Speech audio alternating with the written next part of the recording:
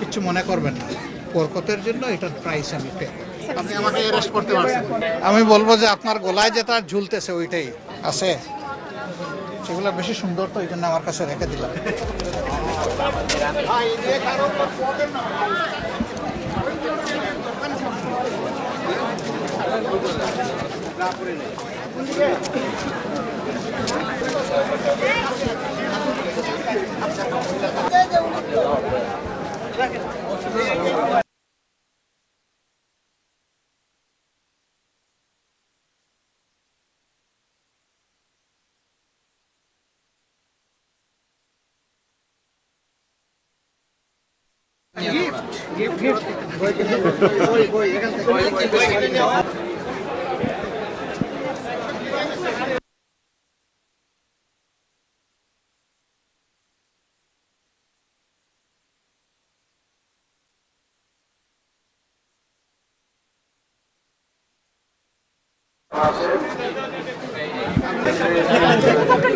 কারণ আপনি আমাকে গেট থেকে ব্যাক করে নিয়ে আসতে সাকসেসফুল হয়েছে আমার জীবনে। ঠিক আছে, থ্যাংক ইউ। কিছু মনে করবেন না, বরকতের জন্য এটার প্রাইস আমি পে করব। বরকতের যদি প্রাইস পে করি তাহলে আরেকটা স্যার নিতে হবে, আমার কথা বলে দেন। এটা ছাড়া অন্যটা নেই। আমি বলবো যে আপনার গলায় যেটা ঝুলতেছে ওইটাই, যে সময়টা এখন আমাদের, অর্থাৎ দেশবাসীর। আমাদের সময় লেখা না এখানে, মাশাআল্লাহ, বাংলাদেশের পতাকার রং দিয়ে ধারণ করেছেন। আমরা চাই যে আমাদের এই গৌরবান্বিত পতাকার মর্যাদা যেন সারা জাতি হিসাবে আমরা রাখতে পারি, আর বই যেন জাতির চিন্তার ভিত গড়ে দিতে পারে। এই জন্য আমরা এই বই মেলার সাফল্য কামনা করছি, এবং স্টলগুলোতে যারা এই সার্ভিস দিয়ে যাচ্ছেন তাদের সকলকে আমার পক্ষ থেকে ধন্যবাদ জানাচ্ছি। কত বছর পর বই মেলা আসছে?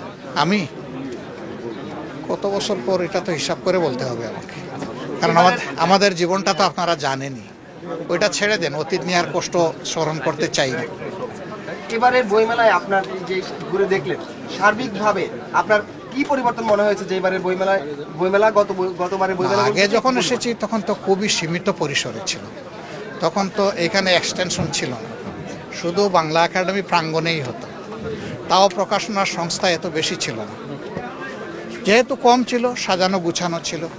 এখন যেহেতু বিস্তৃতি বেড়েছে, সেই কারণে স্বাভাবিকভাবেই ওরকম তো গুছানো হবে না, তবে যদি গুড ইন্টেনশন থাকে এবং প্ল্যান থাকে, ভবিষ্যতে আরও সুন্দর করা যাবে। বিষয় এটা নয় স্টল কতটা আসলো আর কতটা গুছানো হলো, বিষয় হলো পাঠক মনে কতটা এই মেলা সাড়া জাগাতে পারলো এবং বইয়ের প্রতি মানুষকে আকৃষ্ট করতে পারলো। আমরা সেটাই কামনা করি। সবাই ধন্যবাদ। আমার নেক্সট একটা মিনিট।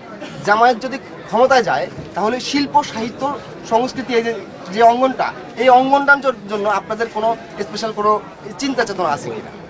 এই অঙ্গন সাহিত্য ছাড়া তো জাতি চলবে না। আমি আগেই বলেছি যে সাহিত্য জাতির ফাউন্ডেশন গড়ে দেয়। হ্যাঁ, আছে, সেগুলো বেশি সুন্দর, তো এই জন্য আমার কাছে রেখে দিলাম।